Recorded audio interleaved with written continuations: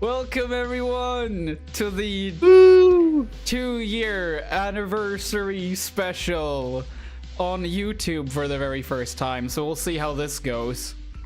I bet there are gonna be a bunch of technical issues.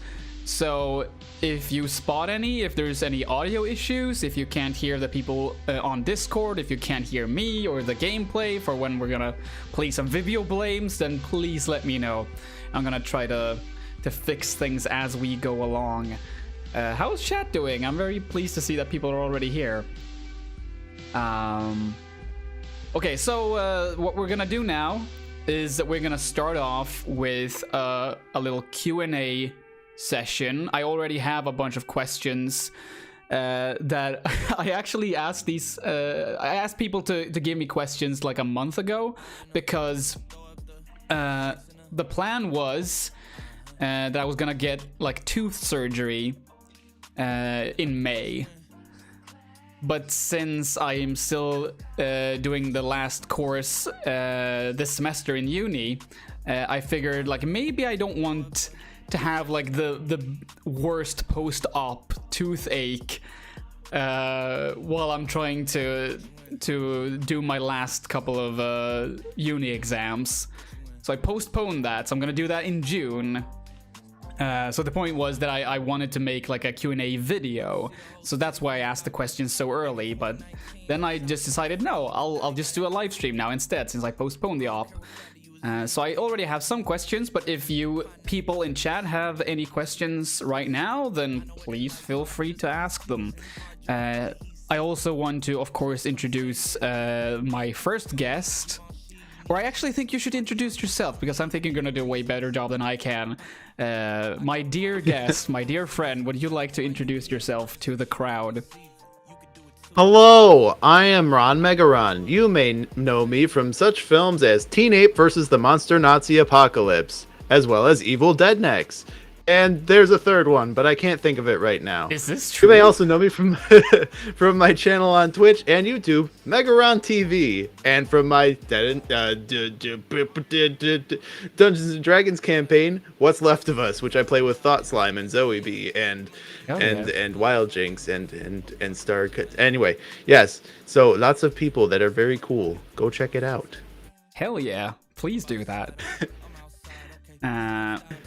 Okay, let's see. I think that's what that was an intro for sure. Oh yeah, and I said it like I thought you were gonna do a better job than me, and you sure did.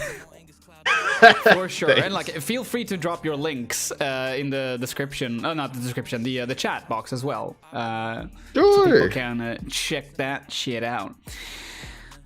Okay, let's see. I think I'm gonna go with. I'm gonna start by doing the questions I already have in a Google Doc, and then like sporadically I'm gonna switch to questions in chat, I think. Actually, maybe I should start with one. I think Transparency has already like asked 3 questions. Hey, it's always good to have somebody that's got a bunch of questions for you, right? Yeah. I'm just gonna send you all there. Actually, that's the place to go see my links. This might take longer than I thought.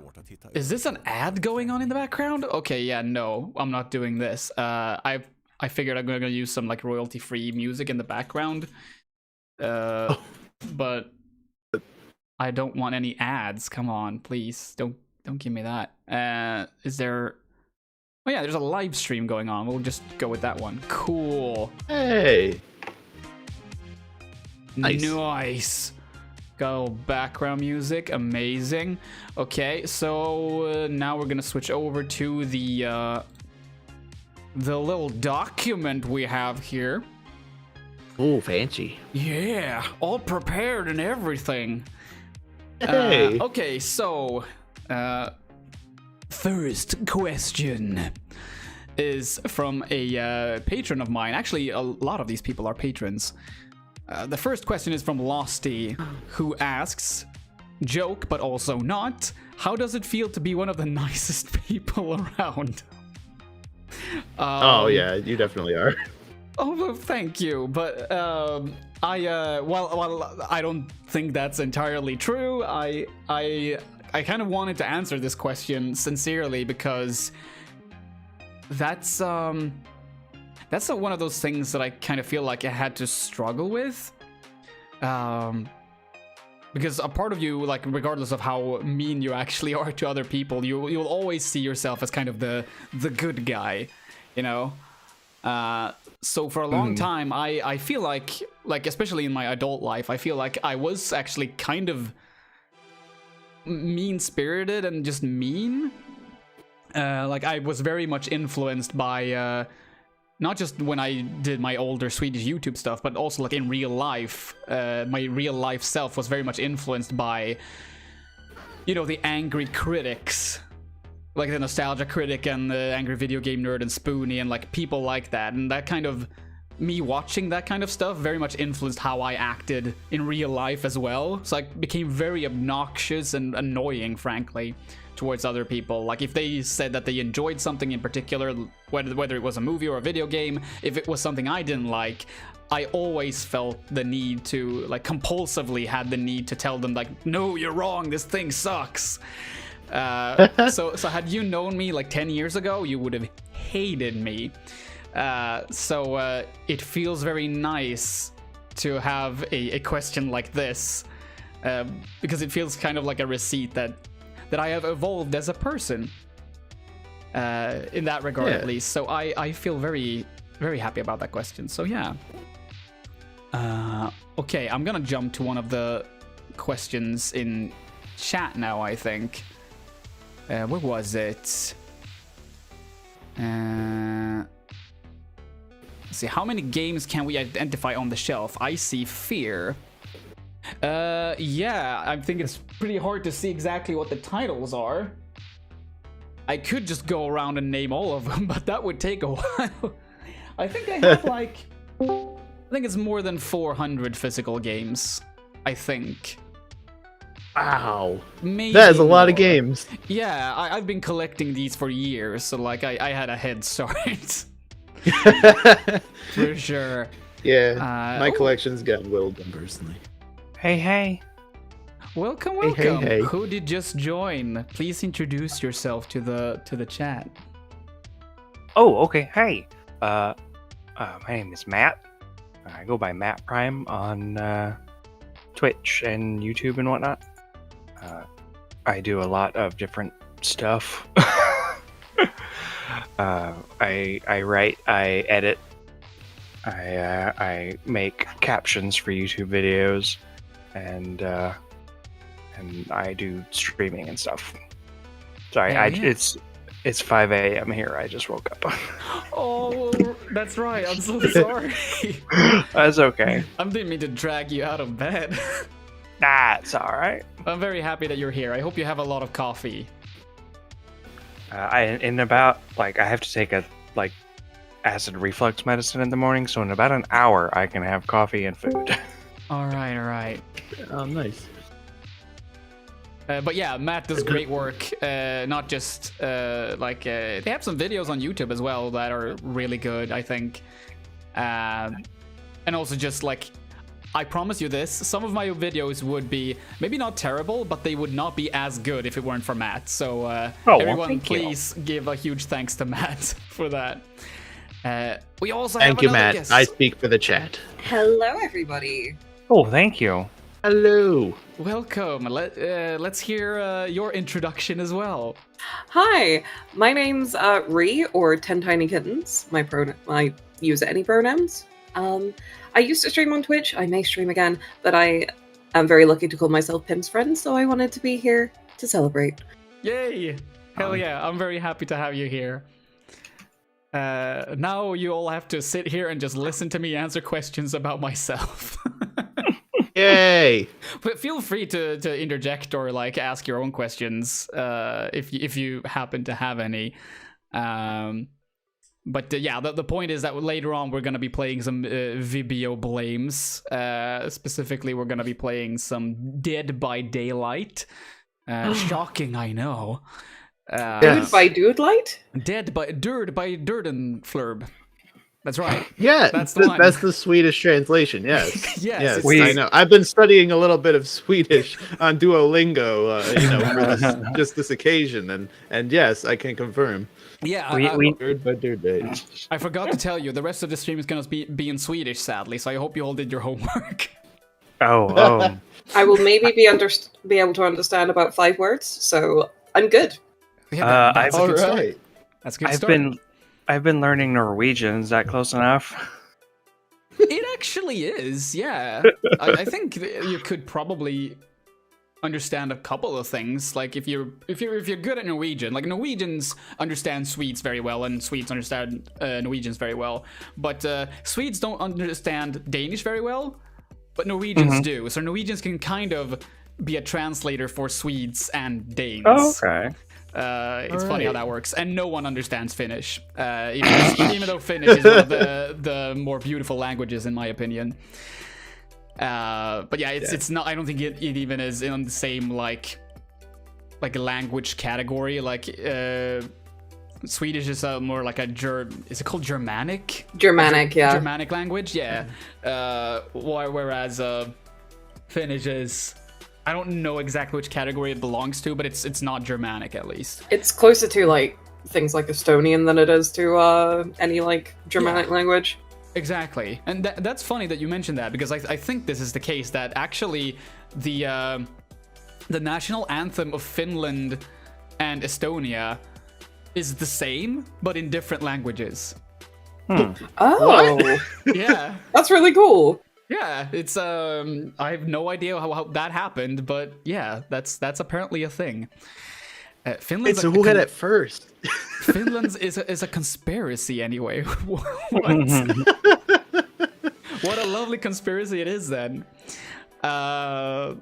Given my love of puns, I imagine I would be in Finland 5 minutes before required to leave. Yes, puns. Transparency said Finnish is a Uralic language. Oh, okay. Is that how you pronounce it? Uralic? Okay, anyway, let's hop on to the next question from David J. Bradley, the lovely David J. Bradley. If you haven't checked them out on YouTube, please, by any means, do it. Maybe even do it right now. Skip the stream and just watch their videos. They're great. Anyway, David asks, what would happen if a werewolf bit a Dracula and a Dracula bit a werewolf? I don't know, but I know this. They would have a damn good time. So that's my... Where's the lie? Yeah, exactly. Eben Phantom, who is in chat right now, asks the next question. And this is gonna be a long answer, I already know. Who are some of your inspirations for making content? And the easy answer would probably be like someone like Noah Gervais.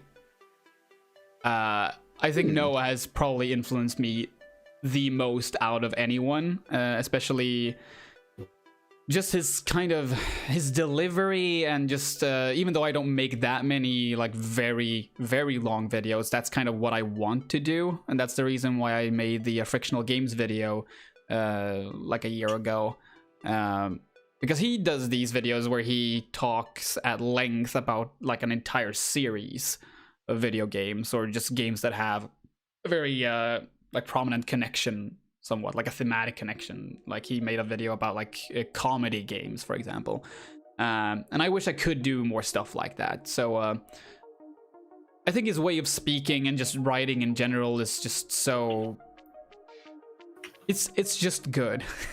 It's the easy answer. It's just really good. But the longer answer is that whether it's content creation or music or whatever, I tend to be like sort of a inspirational like sponge. I watch something, like it can be from a content creator I just happen to stumble upon, and I'll be like, holy shit, this specific thing is so good. I'm gonna try to replicate that somewhat, you know. Or when I go to a concert and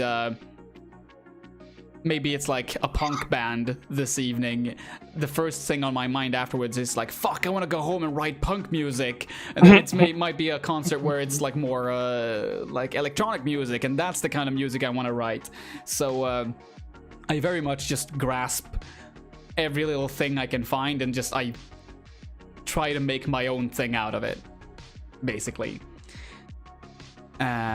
Randolph asks, does it hurt being Swedish? All the time. All the time. It's not as bad as being an American, that's for sure, but... I mean, is anything? It could be worse. You could be British. Oh, that that's too, true. yeah. That's true. Yeah, you're all worse off than me, frankly. Tell me about it. Cheers to that. Oh boy. Okay, so here's multiple questions from Rocky Dennis, who asks, first off, what's a video you want to do but for some reason don't feel like you're able to?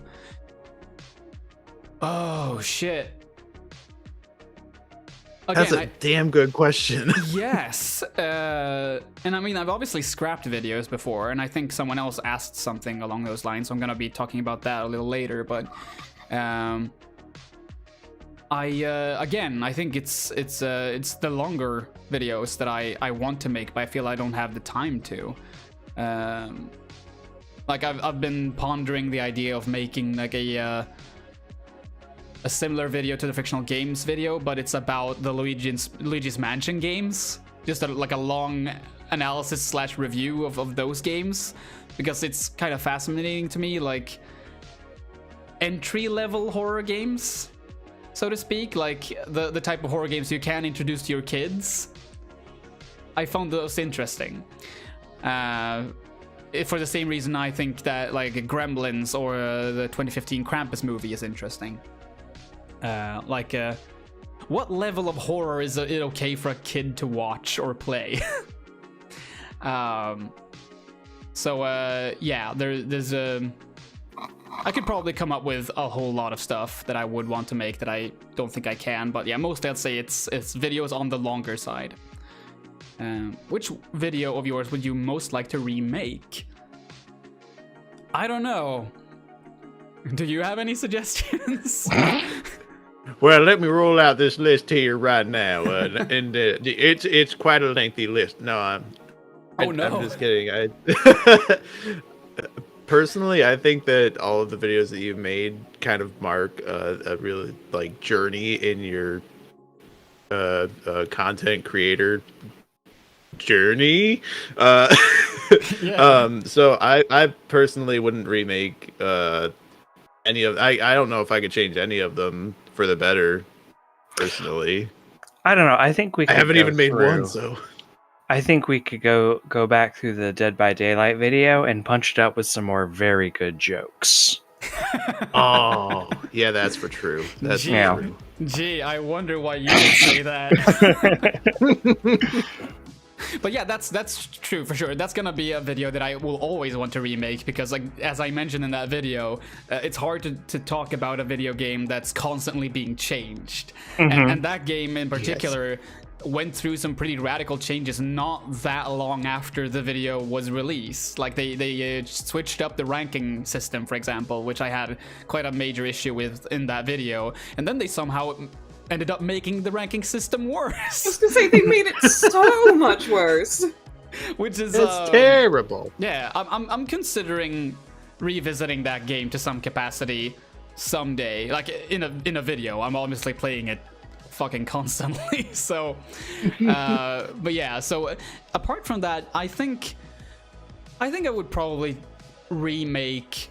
I mean, I'm not gonna do it, but like if I'm thinking about a video that I know I could probably make better, that would have been the Blinks video, because I kind of felt like that was my first Patreon milestone video, and I felt like I just wanted to have one of those milestones, and it was obviously a game and a topic I wanted to talk about to some capacity, but it didn't really fit the channel that well, and I think I could probably elaborate some things maybe and make it a bit more, because it's a pretty short video as well.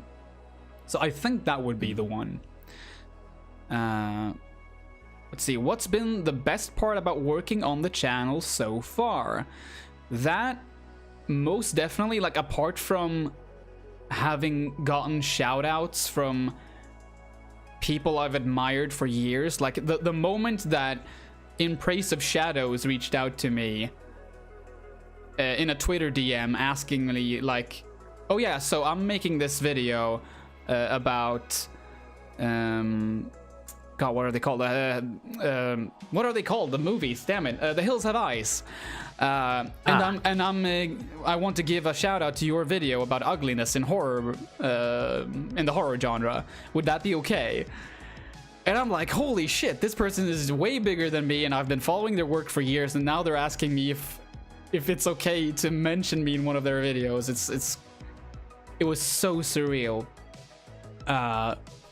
But the most fulfilling thing by far has been all of the people that I have met through working on this channel. Like the people I'm talking to right now.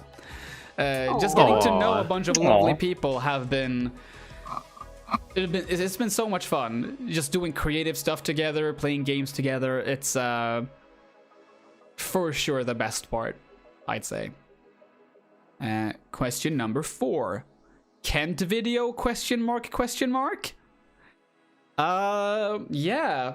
For those who don't know, Kent is a Swedish band. They played between like the early 90s and they ended their careers, as I'm about to say, in 2016.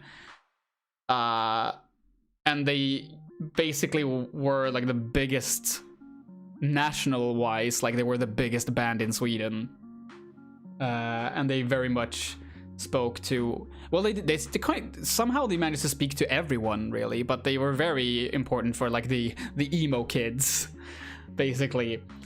So I think there were a bunch of dark themes in their music, so I felt like, yeah, I could probably find a good reason to cover them on the channel. And I've been talking to Kiki from Transparency about this for a long time, and we started doing some writing for it, and I still don't know when that's gonna happen, frankly. I feel like stuff gets in the way all the time, but it's something that we definitely want to do. And oh yeah, oh my god, I got a donation. Bad at Video Games donated $20. Only discovered you a couple of months ago, but I love your videos. Don't have time to stick around. Oh, I wasn't able to read the whole thing, damn it. Thank you so much. That's so very kind of you. Thank you. I hope you have a lovely time watching, and even after you've been watching. Where was I? Oh yeah. Yeah, so the pandemic thing happened, obviously, which made it difficult too, because we wanted to do some like recordings on locations and stuff, because we don't live that far away from like the hometown of the band. So we wanted to do some field work. But yeah. As soon as things feel 100% safe again, I think it will be more plausible for us to do that project. Transparency writes, yes, we've literally been talking about this since PIM started their channel. So 2 years ago. Oh my god. Wow. Yeah. I have a question, if you don't mind, Pim. Oh, absolutely. Have you heard of the band Ice Nine Kills? What was it? Ice Nine Kills? Yes. Their last couple of they're a metalcore band, and their last couple of albums are like entirely about like horror movies. They're really good. Ooh. Okay, I'm gonna have to write that down. I'm gonna check them out later. Actually. Hell yeah. I only heard of them recently. I was at the Ren Fair and someone was wearing an Ice Nine Kills shirt. I was like, I don't know what that is, but I'm gonna guess band. Yes. Yes. They're really good. I really like them. Will this become my new hyperfixation? We'll find It, out. it became one for me, so... Next time on Dragon Ball Z. At the moment, it's the latest MCR single that's my hyperfixation. I've been listening to it constantly. Dude. God, it definitely has It's a different so flavor, but it's a good fucking good flavor. So good, right? Yes, I can't wait to hear more because I'm assuming they're gonna be dropping an album as well. But yeah, I can't wait for it. Okay, last question from Rocky Dennis. What projects besides videos and podcasts would you like to try next? Do more live streams. Which I've been saying for so long, but yeah, I really want to do that. I'm gonna try to do that this summer actually, because I will be studying sociology, and I will have a lot of free time thanks to that. So yeah, that's something I want to do. Apart from that, I want to work on music again. I haven't been writing new music for so long.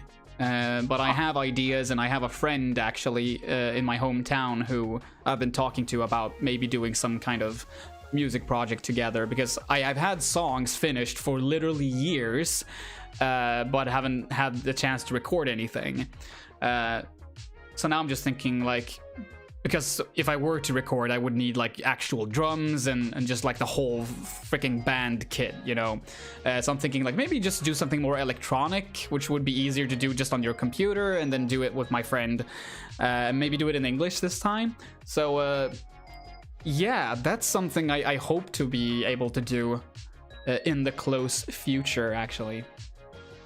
Okay, so you're gonna be taking your songs from Finnish to Swedish to English? Is that what you're saying? yes.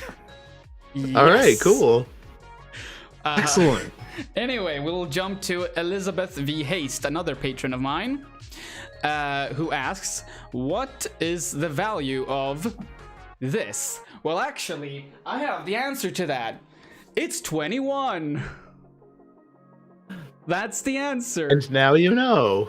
Actually, I did absolutely not come up with this solution. It is the right solution, but it was my primary partner who did this. The real answer is that there is no value in math. It's a lie perpetuated by big numbers. There we go. You're right, and you should say it. Damn right I should say it. I'm in good company here. My degree is in English. Math was a completely different building. Oh yeah, thank God. We're all on the same page here. Which is not a page in a math book, by the way. I was trying to do a mechanic in Final Fantasy XIV a couple of weeks ago, and I somehow managed to do 6 minus 4 as 3. So I'm very special. I'm very good at math. Please praise me. Again, you're in very good company. Well, see, you know, he said we're all on the same page, but our books don't have numbers, so it's kind of true. difficult to get here. Again, numbers are a lie made by big numbers. Exactly. Yeah. I see you, Infinity. Yeah. Okay, so someone is gonna have to correct me, because I come to realize I've never heard anyone say the name out loud, so I might say it wrong. But is it Tay in Twilight? Thay. It's Thay in Twilight. That makes more sense. Thank you for correcting me. You're welcome. Yeah, because obviously I know who this person is, and I've read their name multiple times, but always been like, how do you pronounce it? So now I know. That's good. Thay asks, what's your favorite horror movie? And the answer to that would be Alien, for sure. Oh, that is such a great horror movie. Yeah. And I haven't watched it that many times, and I think that kind of adds to it, because I'll watch it, and then it will take literally years before I watch it again, and then, like, obviously I will remember the gist of it, but not remembering all of the specific details kind of gives me the illusion of watching it for the first time every time, which I feel is the best way to watch it. And just how it builds and how it spends so much time before it gets to like the gory, or it's not even that gory really. It's just there's a bunch of saliva in it, I guess. Like alien saliva. It's slimy, yeah. Yeah. It builds and builds and just just when you get older and you realize that it's a perfect allegory for like the working conditions of, well, the working class in our own society, it just becomes even better. Crew expendable, if you know what I mean. Yeah, I will always prefer Alien over Aliens for Me that too. reason alone. Aliens is a perfectly fine action film, but yeah, I completely understand why it was the more influential film of the two, at least in terms of video games.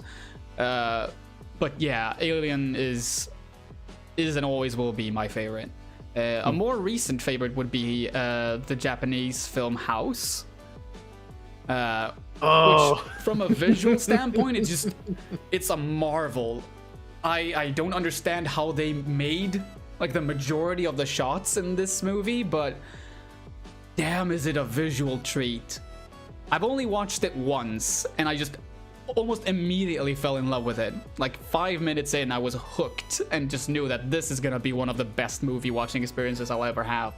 Yeah. So yeah. What's your favorite horror movies? Both chat and the people I'm talking to here in Discord. Actually, I've got mine right off the bat. That would be Annihilation. Ooh, that's a good pick. Yeah, and my approach to it is similar to your approach to Alien. I've seen Annihilation 3 times, but it is a magnificent movie. A devastating movie. Yeah, I love. Oh, sorry. Go ahead. No, I was just gonna add that it really emotionally drains you for sure. Mm-hmm. I love like slow burn horror that's less centered around like scares and more just building this sense of dread. Hmm. I actually haven't watched that much horror. It was really playing Dead by Daylight that got me into watching horror movies. Nice. So like Nice. I've sort of got a goal of like watching all the horror movies that all the licensed characters are in. But so far, out of all of those, I've seen the first 2 Saw movies and Hellraiser, and I really loved Hellraiser. Yes. Yeah, Hellraiser's good. I think Hellraiser Yeah. 1 and 2 is really good. Like a double feature. They go very well together, like a movie night back to back kind of thing. So I highly recommend Hellraiser 2 as well. Yeah, that first Yes, one I really want to watch it. Yeah, I think you're gonna love it. But yeah, the first one is, God, the effects in that one are just deliciously disgusting. Mm-hmm. Right? I think I'm gonna go for the cheap pop here, as they call it in wrestling. I'm gonna say "Let the Right One In" because it's a good vampire movie, That is and a it's dang also good movie. you know Yeah. Preach! hometown thing there for the anniversary celebrator today. So yeah, there you go. I don't know if every other day I would say "Let the Right One In," but since it's the one that I see on my shelf right now, and I think back on it, and I'm like, that movie was really fucking good. I gotta watch that again. I'm gonna go with "Let the Right One In." It is the best Swedish movie, period. I will not have a discussion about that. It's just the way it is. Oh yeah. 100%. Let's see. There were some people in chat who gave their answers as well. Let's see. Oh, Faye is in chat. Faye. Welcome. Mm-hmm. They said Lake Mungo. That movie is another one of those that just builds that sense of dread, and I love it. Yeah. I watched that film for the very first time not that long ago, actually, and I will not spoil it for anyone who hasn't seen it. But there is this moment where a very short moment where the film, because it's basically a mockumentary, but there is this one specific moment where the movie just goes full on, like, holy shit. Mm-hmm. And I was so not prepared for it. It was the middle of the night. I was home alone. I had to sleep with the fucking lights on after that, and that barely ever happens. So yeah, Lake Mungo, one of my more recent favorites as well. I would say that probably goes on like a top 10 list or something. Maybe like close to the Blair Witch Project, which I also just love so much. Let's see. Transparency said Alien is better than Aliens, and Terminator 1 is better than Terminator 2. Yes. Agreed on all Yes. counts. Wow, hot Yes. takes all over the chats and in the Yes. stream. And wow. It's absolutely true.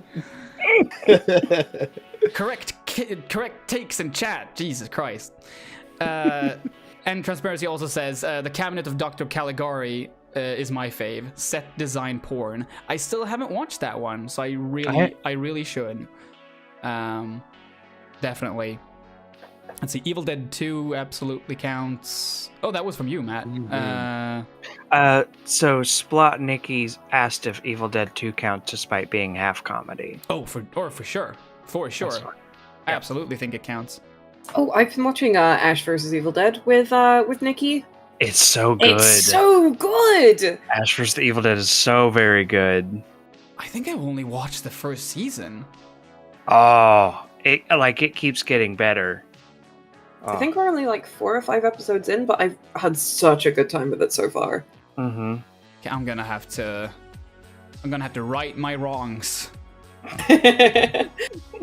and get to it. I think I have a streaming service where they show that series.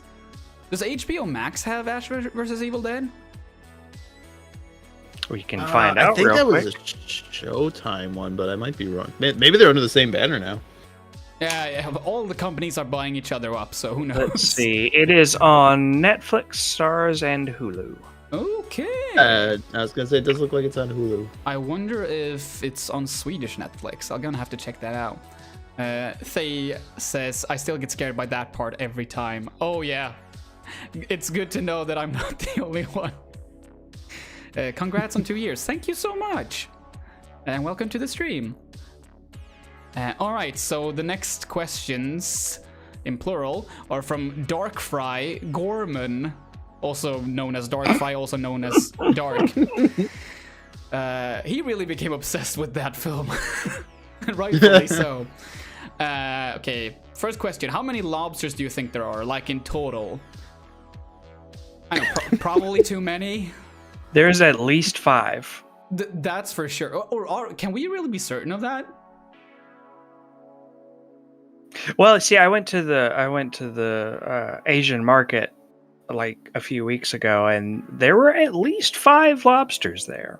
Are we thinking live lobsters or just like lobsters in general? I mean, it says in total after the comma. Oh yeah, that's true. I already forgot about that part. That's my ADHD.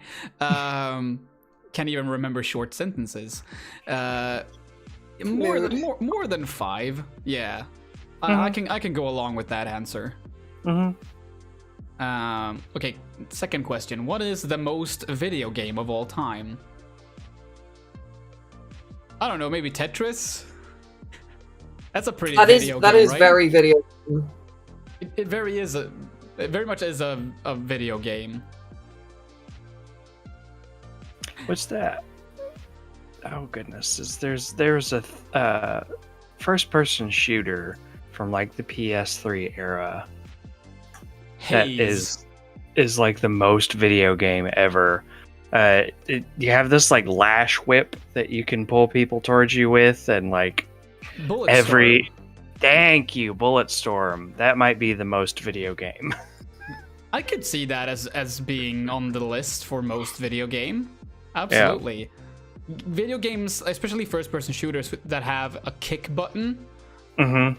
that's very video game. Everything gives you Oh, points. Every first-person shooter should be legally required to have a kick button. I absolutely agree. Like grappling hook, no. Master Chief needs a kick button. Come on. That's why. Having a kick button allows me to explore my power fantasy of being a really angry goat.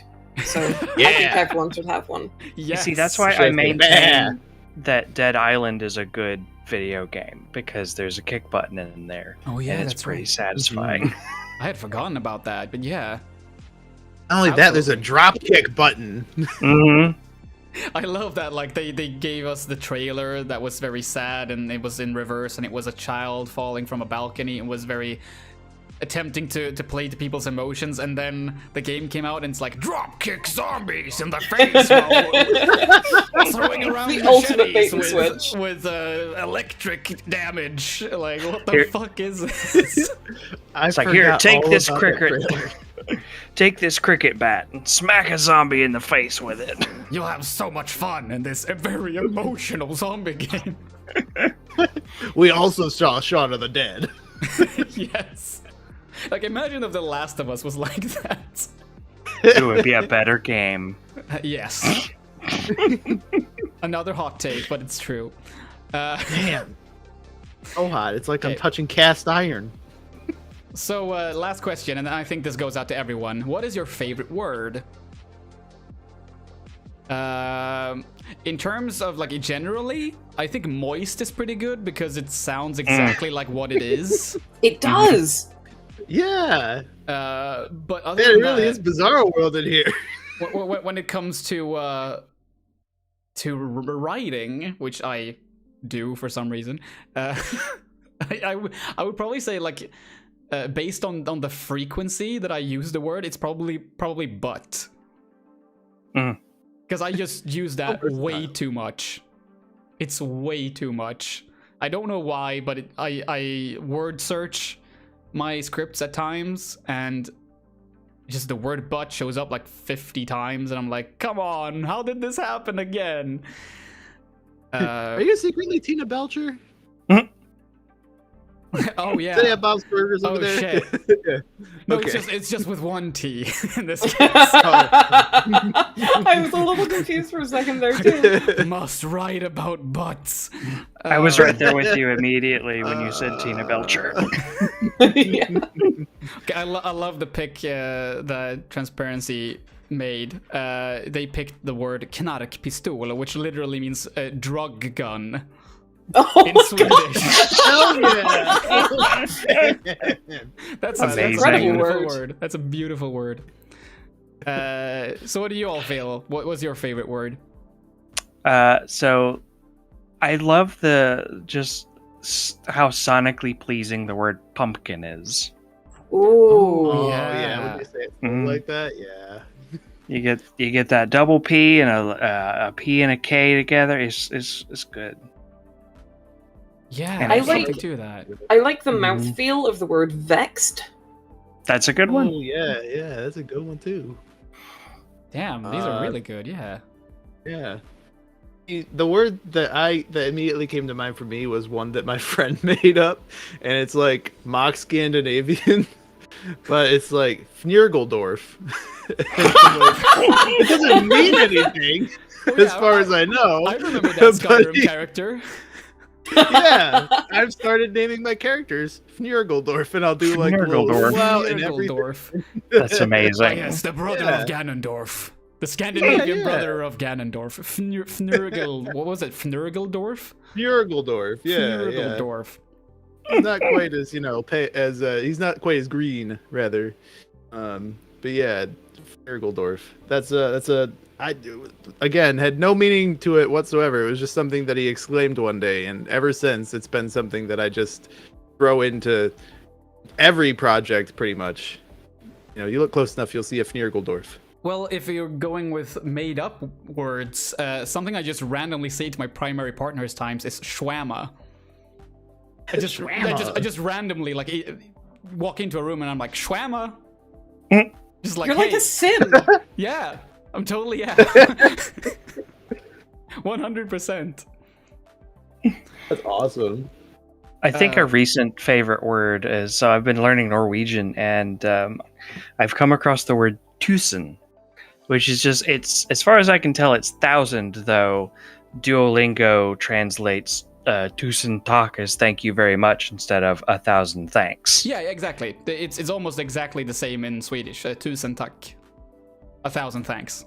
Well, I mean, we have like a similar phrase in English, like "thanks a million." Yeah. Mhm. Why do you have to one-up us like that? Because English. Because Empire. We are bigger, so it's millions to us. Which is funny because now it's just a tiny island in the Empire. It's no more. Oh, how did that work out? Oh, thank God! Thank God! Thank God! Thank God for the fall of the Sink us British. into the sea, please. Cheers to the fall of the British Empire. I'll drink to that. Yes, I have Okay. a monster because it's 6 o'clock in the morning here. Yeah, Can please. treat can we yourself. when England sings? Can we cut away Scotland? I have several good friends there. Yes, absolutely.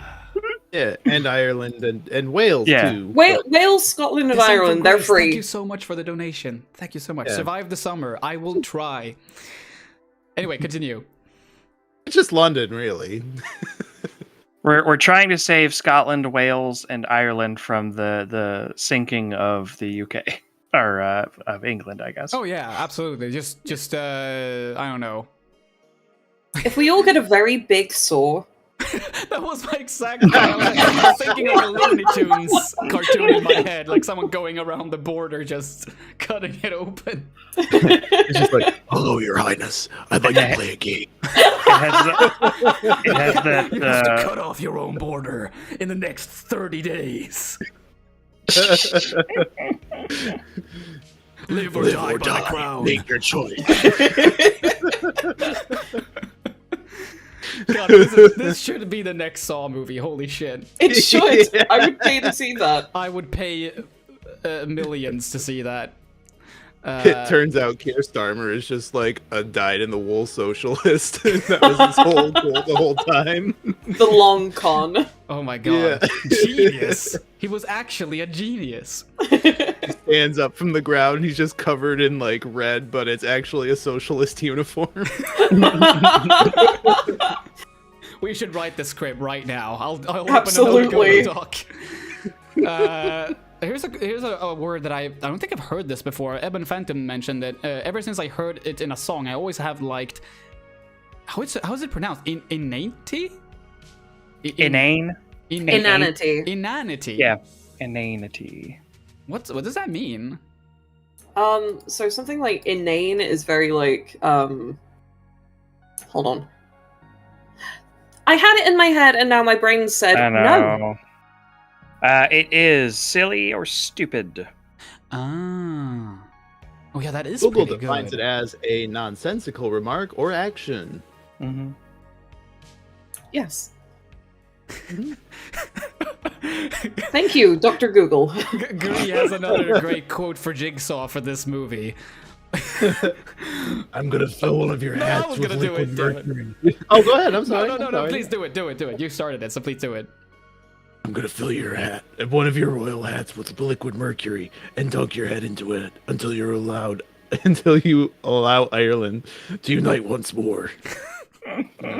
Yeah, you probably should have read it actually. No, I think you did a pretty good job there. Damn, that's great. I want this movie to happen now. Okay, so make it so. next question from Checkpoint Show, who actually made the thumbnail for this live stream. Check cool. their stuff out. They're a great artist and a good YouTuber as well. Are you making the content you thought you would be making when you started? If not, what was the original idea? Well, I first off wanted a cooking show, but that didn't really pan out. I'm just kidding. Pan. I wasn't even thinking about it. I'll make great puns even when I'm not actively thinking about it. That's great. You always say that you've intended your puns. You'll gain a reputation as a pun master. You get a Here, statue. if you make Otherwise. enough puns, enough puns, Zoe B will show up. Ooh, that would be cool. Yeah, that would be cool. I'll keep doing it then. There you go. But yeah, I'll get her on the phone. it is kind of funny though because I actually did sort of have like on the Swedish video game site that I was on before I started this channel. I actually had a cooking show. Yeah. It was only 4 episodes, but we made food based on video games. Oh, It was pretty fun. it But sounds yeah, groovy. like originally, I mean, if we're gonna go way back, as like 10 years back, the original idea was to make videos in the style of like the Cinema Snob or Spoonie, but obviously that didn't pan out, and thank God for that. So yeah, I strayed away quite far from what I originally intended, I think, but when I started this channel, my intention was always to do horror stuff. Because I felt like that's the thing that I really haven't tried to do. Oh, yeah. Oh my god, another donation. I have to read it before it disappears. Rocky Dennis, thank you so much. Thank Rocky Dennis. you. That's so very kind of you. Also, this is the first time I've received a super chat, so that's an honor. Thank you so much. Oh, there's a cute graphic and everything. I love it. But yeah, so the only thing that really has changed with this channel is that I came to realize that, oh wait, hold on a minute, I'm Swedish. I should be talking more about Swedish stuff, right? Because that's something that people don't really know that much about, especially in terms of horror. Did you forget you're Swedish? Yes. Everybody's America in this empire. I kind of forgot just that I could utilize that there was a unique perspective that I had, that I could actually make. I could push some content out of it. Yeah, and that was a very, very nice realization to make, because someone started hammering. I hope you're not hearing that.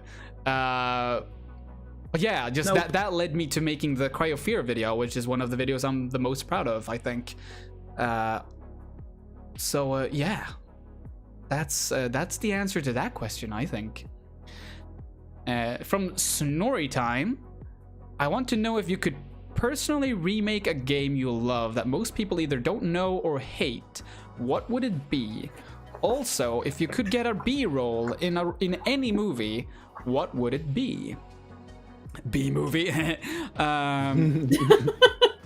No, in all seriousness, what game would I want to remake? I have two answers for this. First one is Blinks. I don't think I personally would be able to make a better version, but I would want to work with people who can make a better version of Blinks, because the idea is very solid, but the execution is lacking in some areas. I realize that, and I realize why that game didn't blow up in popularity when it was released. So yeah, I would really want to see like a reboot or remake of Blinks. That would be very neat, and just making canonically non-binary as well. Just for me, really. Of course. Hell yes, do it. And also, yeah, if we're talking horror, I would want to see or rather, I would want to make a remake of I Have No Mouth and I Must Scream. Not because I've played the game myself, not yet at least. I know a lot about it, but I haven't played it. But the reason I want to pick this one is because Harlan Ellison, who wrote the short story the game was based on, he was very much involved with the game.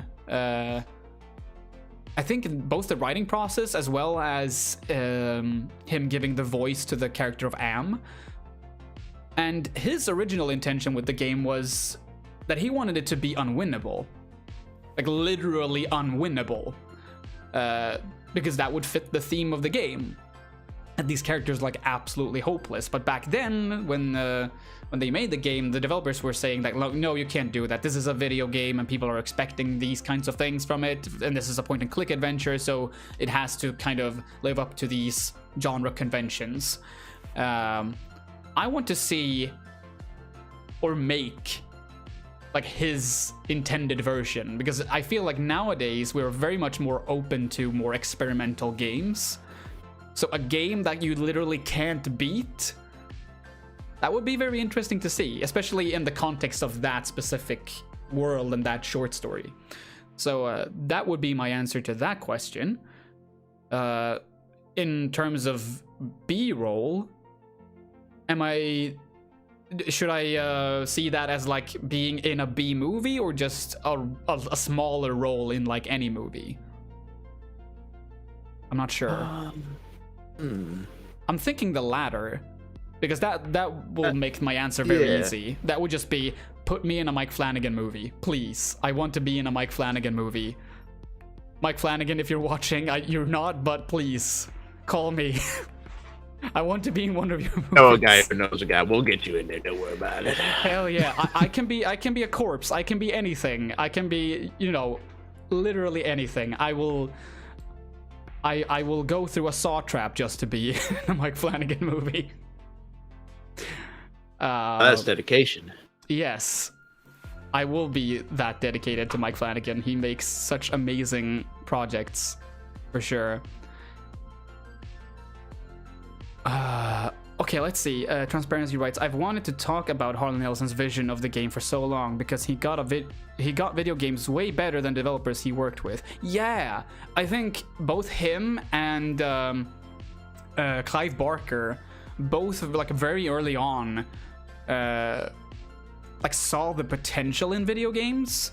Then again, Clive Barker worked on Jericho, and that game turned out to be, well, not very good. But you know, like from very early on, Clive Barker supported the video games as an art form, and considering Harlan Ellison's involvement in I Have No Mouth and I Must Scream, the game, I think that he might have had similar feelings about it.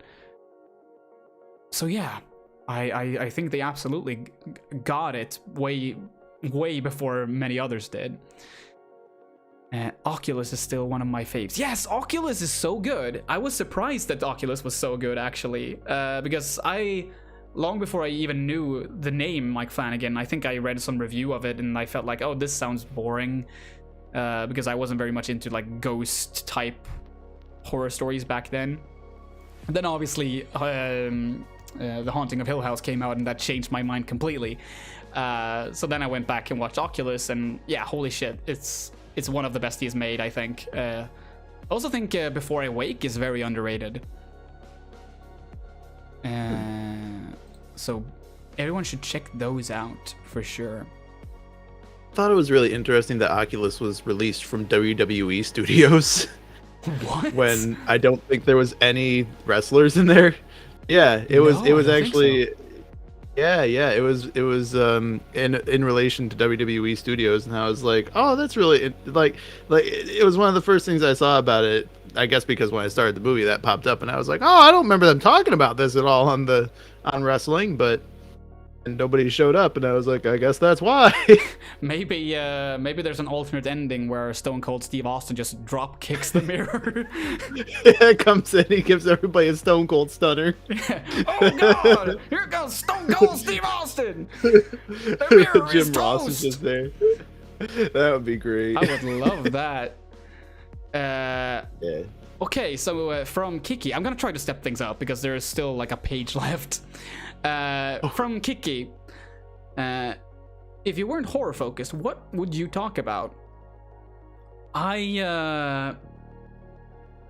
Sometimes I feel like just talking about horror can somewhat be limiting, but thankfully, like in the case of my latest video, which is about retail work, I feel like horror a lot of the time allows me to be a bit flexible because you can very easily just use horror films and horror games to talk about more broad societal things, not necessarily issues, but just things.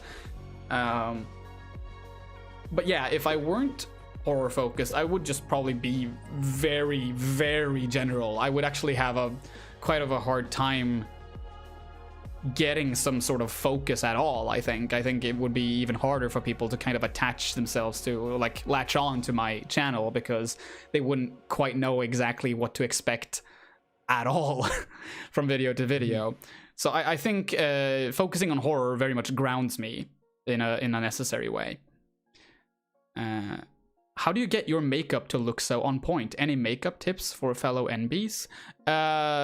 Absolutely. My tip would be get a primary partner who is who is an actual makeup artist. That's my secret.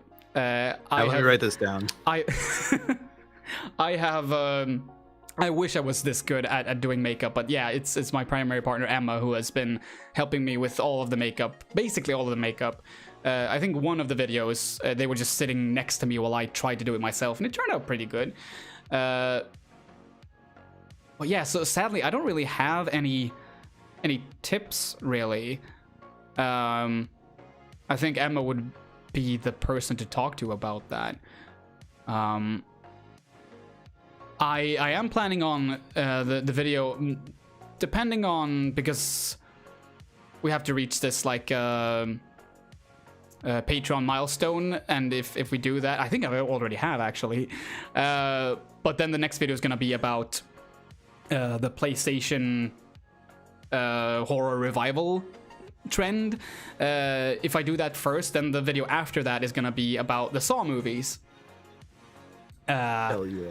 And since that one is gonna require kind of advanced makeup, I'm probably gonna have like a behind the scenes video on Patreon where my primary partner actually kind of talks about how they do the makeup. So yeah, Kiki is a patron, and like all you other patrons, you can look forward to watching that when that comes out. Speaking of the Saw movies, I wasn't expecting to like those as much as I did. I'm very happy to hear that. Yeah, I feel like for that's some reason. generally- yeah. Oh no, go on. I was just gonna say I feel like that's how I approached it as well. Go ahead. You have a much like broader thing to say, I assume. I was just gonna be like, I went and saw that. Go ahead. Sorry. No, I was just expecting them to be like torture porn, but they're really not. Yeah. Yes. It's, Like they've actually got some really compelling narratives going on, and it's really cool. yeah, I mean, there absolutely is like the quote. It's a pretty demeaning term, but like there definitely are like torture porn qualities to the franchise. But I think it serves a broader purpose that it doesn't get, or rather, it didn't get much credit for from critics at the time, which is something I will be addressing in the video as well. Because kind of the point of the video is going to be that I myself have been watching these films like over and over again for years. Like they were some of the first horror movies I watched, and I can't really put my finger on why I like them so much, because there are some very obvious issues with them. So I've like literally bought books, like academic books about these films to just try to figure out like, what is it? Like, what is it with me that finds these films so compelling? So that's gonna be like the thesis of the video. Like, why do I and so many other people actually enjoy these films? Like, what is the compelling aspect of them? I'm really looking forward to seeing it. Hell yeah. But yeah, in terms of makeup, it's both a blessing and a curse, because like before I started getting help with makeup from my primary partner, I used to do makeup quite a lot on my own, but it was like very, very basic stuff, and I didn't really know what I was doing. I just wanted to have makeup on, and now I've kind of been spoiled to have a primary partner who like is educated about makeup and stuff. So I rarely do makeup myself, like even like on a regular day when I just want to hang out with friends, because I feel like, no, it's not going to be as good as if my primary partner did it, so I'll just not do it at all. Which is kind of self-defeating, I know, and I shouldn't be thinking that way.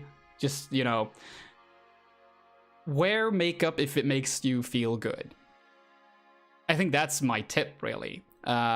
Just like experiment, do small things, like maybe do like a light eyeshadow, maybe put on some lipstick, you do your nails, you know, just do small things and try to work from there.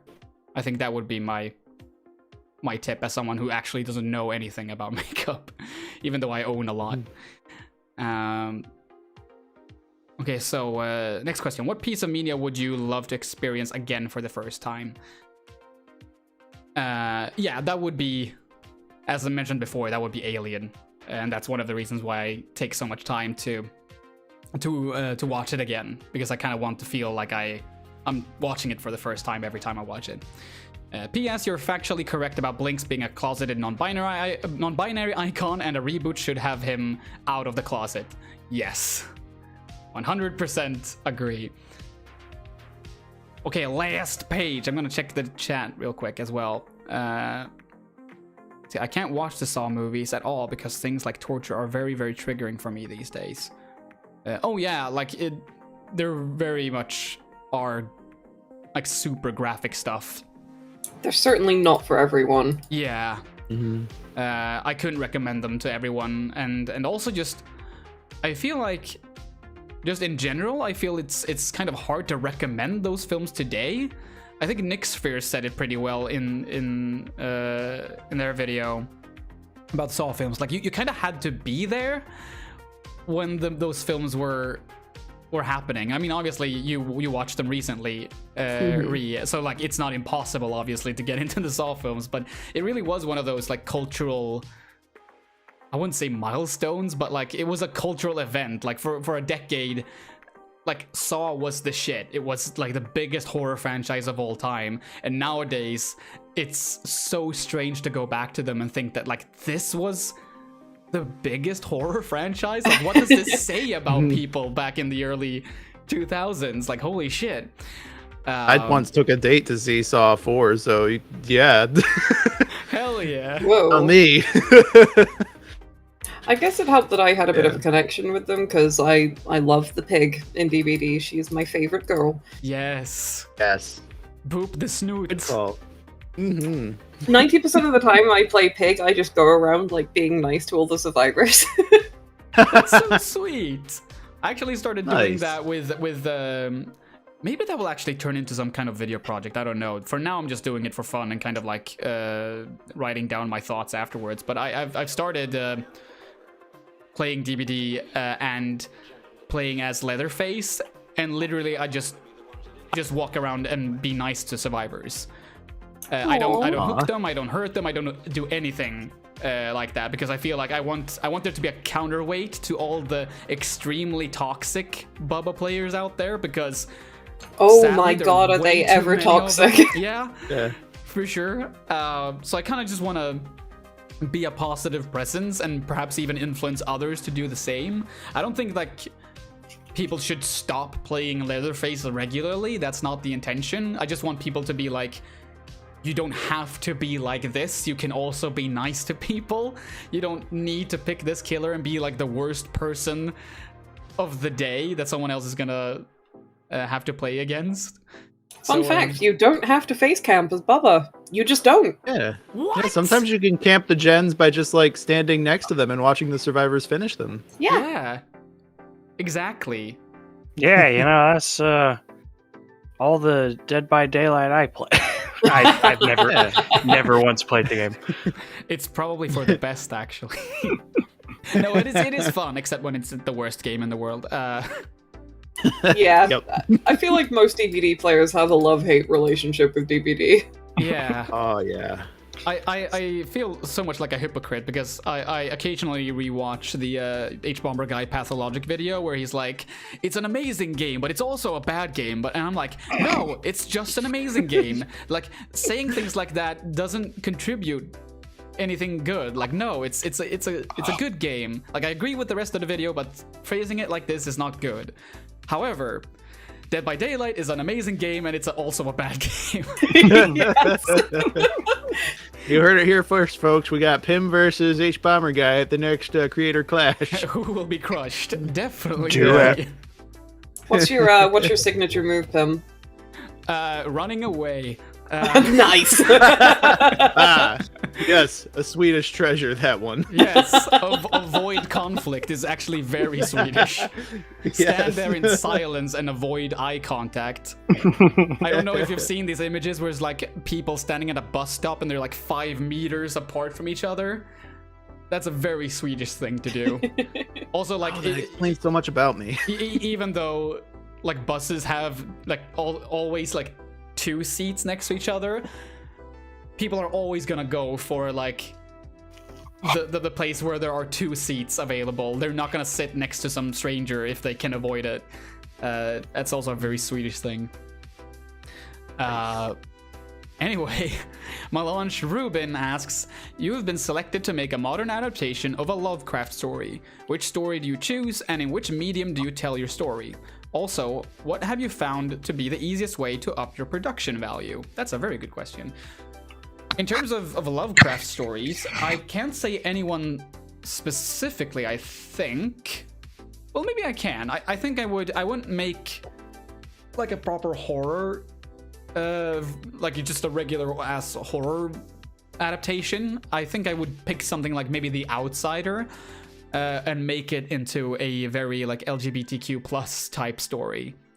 Like really focus on the allegorical aspect there, or maybe just make something like The Shadow over Innsmouth, but make it more like romantic and maybe even LGBTQIA plus focus there as well, because I think there is this I mean, H Bomber Guy, again, he made a great video pointing out that there is this very prevalent LGBTQIA community surrounding Lovecraft's works, and I think there is a sort of, well, kind of romantic aspect to his works as well. Like, they focus on the sea, and just there's obviously he primarily wants to focus on like how the sea can be scary, and it's bottomless, and we don't know what horrors lurk underneath, but the sea can also symbolize something like adventure and stepping into the unknown and finding yourself. And I think that's one of the reasons why Our Flag Means Death is such a good show. It's not Lovecraftian in any way, but it uses the sea and the voyage as a means of exploring identity and finding yourself and love. And I think there are aspects to Lovecraft stories that could very easily be turned into that sort of narrative as well. So I can't say for sure like this is the story I would want to adapt, but I think there are like stuff from all over his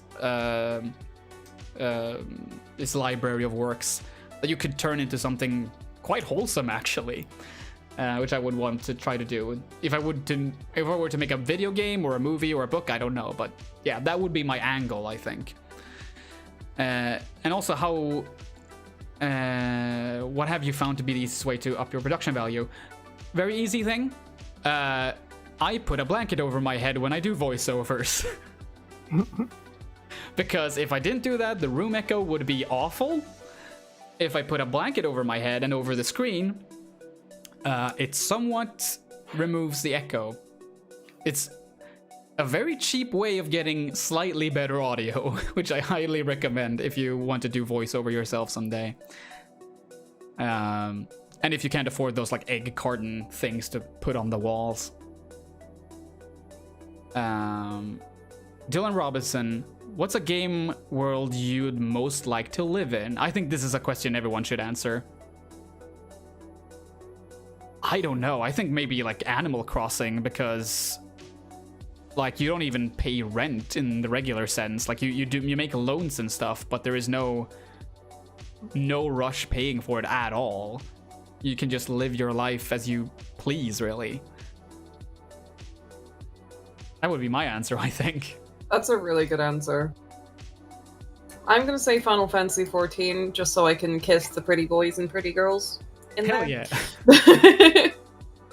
Solid choice. Specifically Grandia. Not the... Speaking of kissing the pretty boys and pretty girls, I want to live in Pelican Town from Stardew Valley. Ooh, good idea.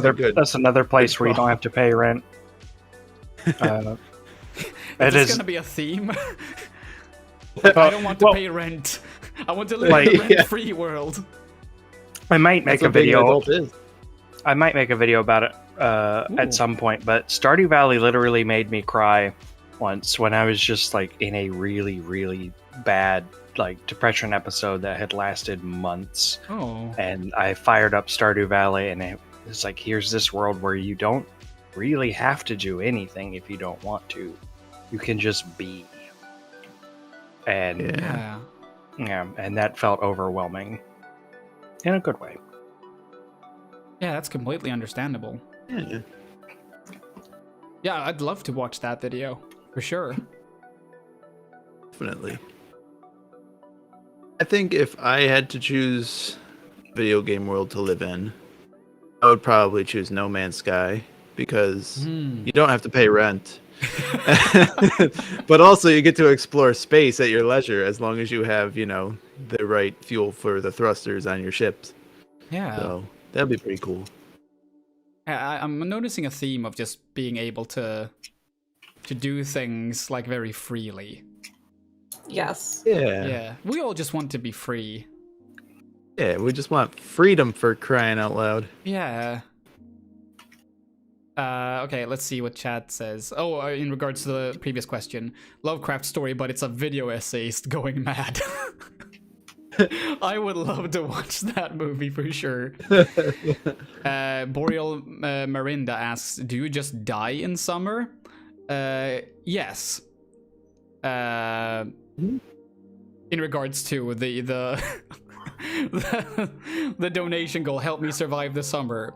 So yes, I will literally just disappear if the goal is not reached within 150 days. Jigsaw is gonna take me away. Him, no! No, not at all. Not at all. It's not that bad. It's not that bad. I'll still be around, of course. Of course. Okay, so let's just move forward. God, I'm so slow. I'm so terribly sorry. Again from Dylan Robinson. How big is your games collection? I just had to sell a huge portion of mine recently for an upcoming move, and I must live vicariously through your shelves of games. I think I said before, but I haven't counted them in quite a while, and the collection has been growing for the last couple of months or so. So, in terms of physical games, I think I'm in the 400s. I think. If we're talking digital games as well, then, oh boy. Just like, I bought that one itch.io collection. I don't remember which charity that went to. But you got like, literally like 1,000 games or something like that? They've had a couple of those. They had the Black Lives Matter one. Oh yeah, that's right. And then I think they did one for Ukraine as well. Both of which had like a bonkers number of games. Yeah, I think I did for 2. I don't know if one of them was the Ukraine one, but it was definitely. I think one of them might have been the Black Lives Matter one. Which was the other one? It was a while back. It was actually 2 years ago. Come to think of it, because I remember doing a stream where I went through a bunch of those games. Thank you, Ron. No problem. Wait, who stole my credit card? I did. Oh God, I've been jigsawed the whole time. Megaron TV, I want to play a game. Right Oh, now, God. I'm in the possession of your credit card. Oh no. And I'm gonna Enjoy all of I'm that gonna negative spend- money. In the next 30 seconds, I'm gonna be spending the remainder of your income on NFTs and Bitcoin. Ow! That's a sin. I didn't think Jigsaw was that much of a villain. Yeah. Oh yeah, he's I knew going he there. was sadistic, He is but going I there. didn't realize he was a monster. He sure was. He sure was. If we want to try a different approach, it's my birthday next week, and I'm very Ooh. cool and very cute, and the best birthday gift you could give me is by giving Pim all your credit card info and the sexy 3 numbers on the back of them. Yes, There you yes. go. I'm sitting here, not shaking my head. I'm agreeing. Yeah, yes. Well, Yes. I do want to get you a good present, so hang on. Oh, Do you also no. need my mother's maiden name? Yes, and That your would be pet's fantastic. name and your first crush and what The else? street you grew up on. Yes, yes. Yeah, the first manager's last name. All of it, just all of it. Yeah. What was the name of your elementary school? It turns out that Jigsaw just really wants some reading material, so he wants you to write an autobiography. Poor Jigsaw's just bored. Yeah. What's your favorite color? I must want to know. play. Purple? I want to play a game. Do you see the typewriter in front of you? Tell me about your life, please. I'm very lonely. Oh, poor Jigsaw. God, this is also one of the reasons why the Saw films are so great, because Jigsaw himself is just so goddamn memeable. Just the Jigsaw quotes Twitter account alone is a reason to love those films.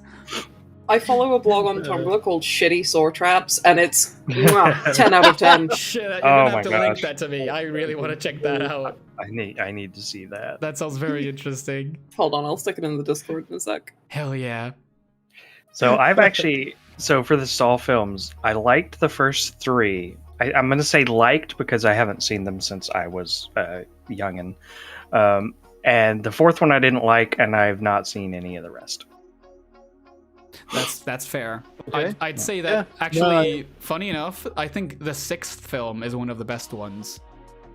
Oh yeah. Which is a strange thing to say, like, oh yeah, just go through all these films, and the 6th one, that's when things get really good. I looked that one up now so I can remind myself what happened in the 6th one. That's the one with the like the insurance company. Okay, I thought you were gonna say that. In which case, I was gonna say, yeah, that's representative of America right there. But yeah, that it's a good one. It's not the best one, but it's one of the better ones, I think. For sure. Yeah, let's hop on to the next question, I think. So Setsard asks, have you always been vegan? If not, what do you miss most since turning vegan? I became vegan I think in 2019. Yeah. Like fall of 2019 I became a vegan. And the thing I miss the most is probably salmon. Oh, salmon. Just Salmon's so good. fuck, Salmon it's is so good. like the best equivalent they have is like you do something with carrots, and I'm like, how the hell is that supposed to taste anything like salmon? Like, that's not even no, that sounds not good. I will not even try that. Please, no. I have nothing against carrots, but don't go tell me that carrots is a good substitute for salmon. Don't insult me like that. I hear no That's such lie. sacrilege. Damn right. So yeah, that's definitely the one that I miss the most. There's some Swedish chocolates that I miss as well, but Sweden has been very good in recent years to introduce more and more vegan alternatives, not just food but candy as well, and fast food. So yeah, I decided to become vegan at a very, very good time. My primary partner has been vegan way longer than me, and that was like, if you wanted vegan fast food, well, there was one option at Subway, and that was it. Nowadays, you can get a vegan alternative basically anywhere. So that's it's very neat. What's up? I went. They didn't have options. Okay, they didn't have options at Subway. No. Yeah, if you wanted olive oil and veggies. Okay, if you wanted olive oil and veggies on your sandwich, then you could get a vegan option. So. Yikes. Ah, yep. I remember those days. Yeah. 6 years. I've been. More than 6 years. Damn. Yeah. I'll catch up. I'll catch up. Yeah. Okay. So that's the answer to that question. So where would you like to go on holiday? I would love, even though I'm more afraid than ever to go back to the US, I would very much love to go back to San Francisco one day. I don't know what it is, I just like San Francisco a lot. Maybe New York as well. I would very much like to go back to London too. Because I haven't been there in so long, and I guess Japan? I'm very boring like that. Hit me up if you ever go to London, by the way. Hell yeah! I'm planning on. Let me know if you ever go to New York. Hell yeah! I'm actually, I know at least a couple of people who seem to be interested in meeting if I go to London. So I'll probably try to do an actual like meetup kind of thing. And hit That'd me be up really when cool. you. It's like, and hit me up when you want to come to Alabama. We haven't been in the news recently at all. So you're saying I should not look at the news then? Okay. News? What news? No news. It's not worrying living here, not at all. I will trust you then. Alabama seems like a very fine place to be. We got a really great Thai restaurant that I love.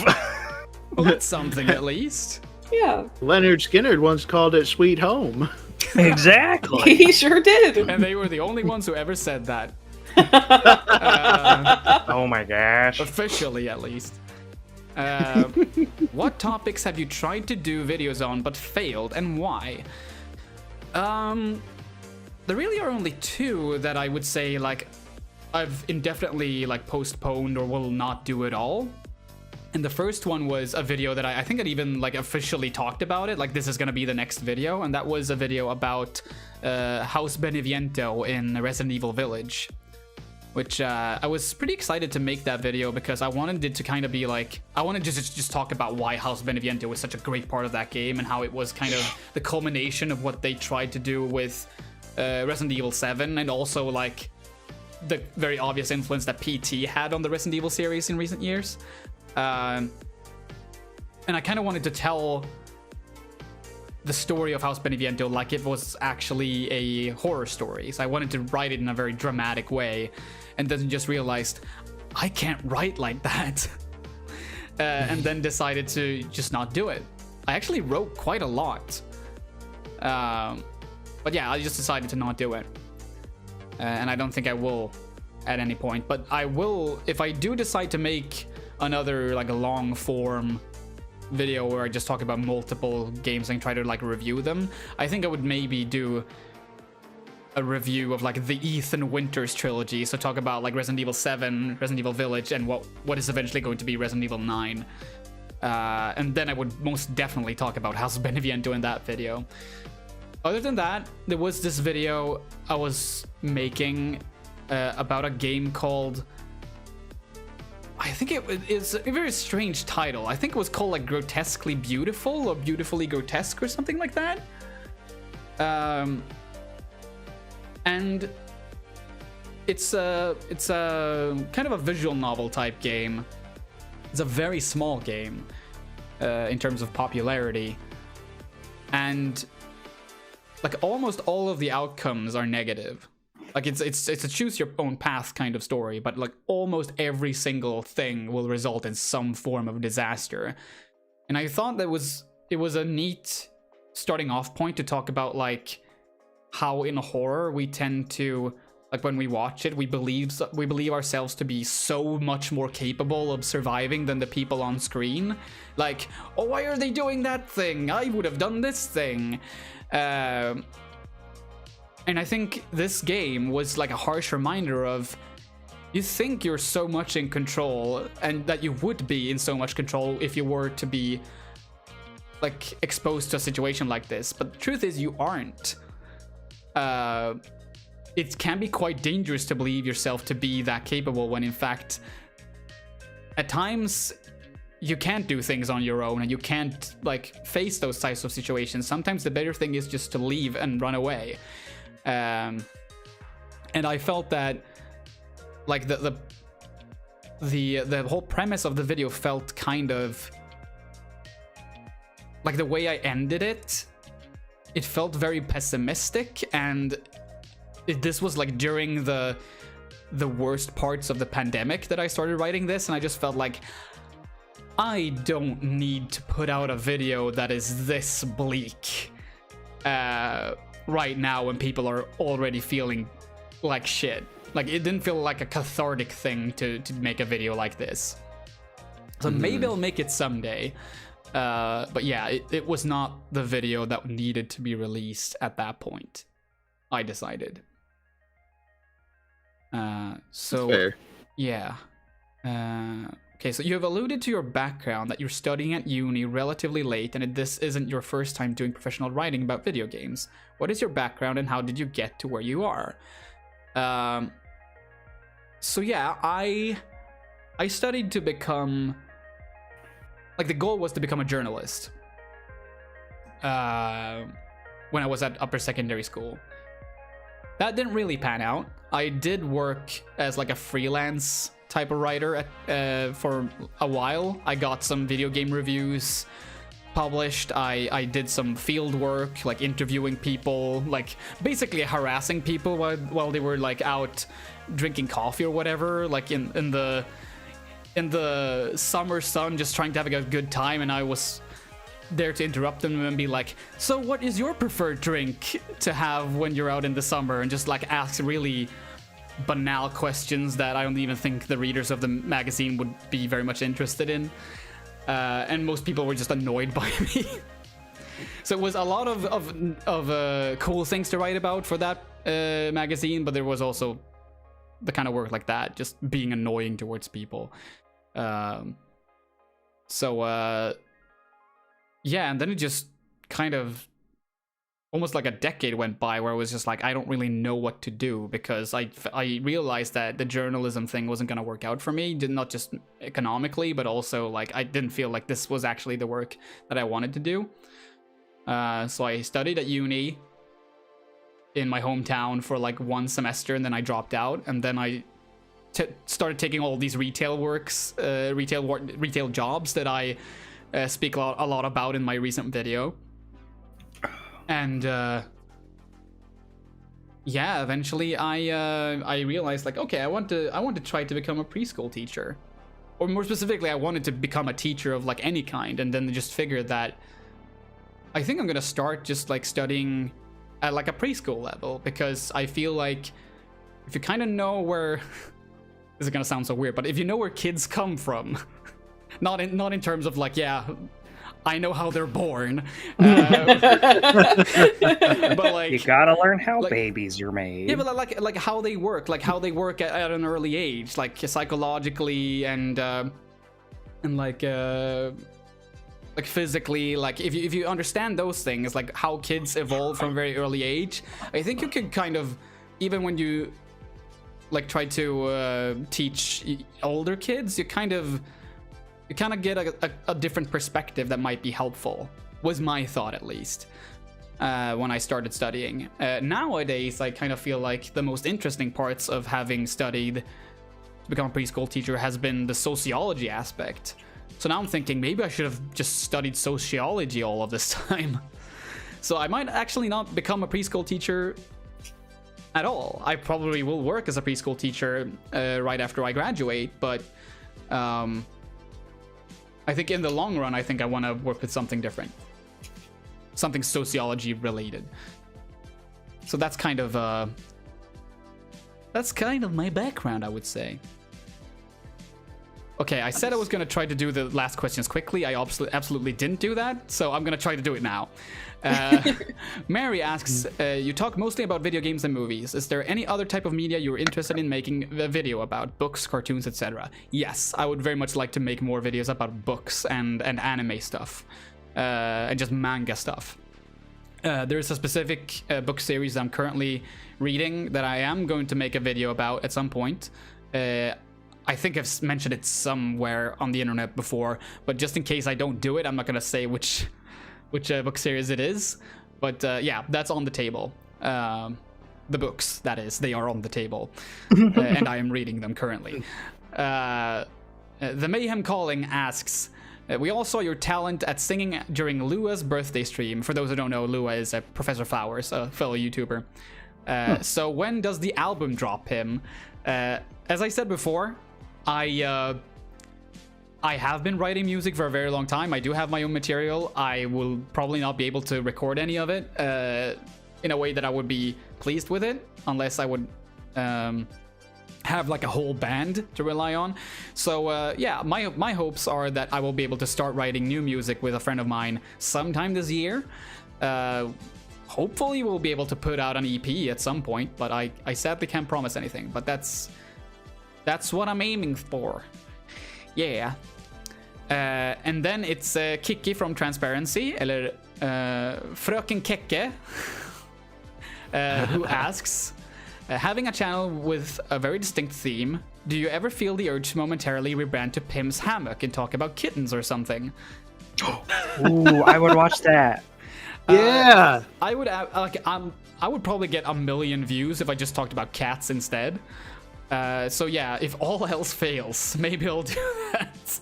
That's also a good April Fool's joke to keep in the bank. Mm-hmm. Oh, for sure. Oh, that's true. Welcome to Pim's Cozy Corner. Well, nothing is horrible. Nothing is horror. Everything is fine. And then just end with a horrible jump scare. No, I wouldn't do that.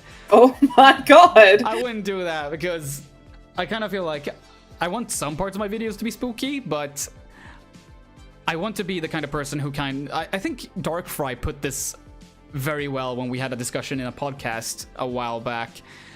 He said something along the lines of that my videos specifically are like they talk about horror, but they kind of remove the fangs.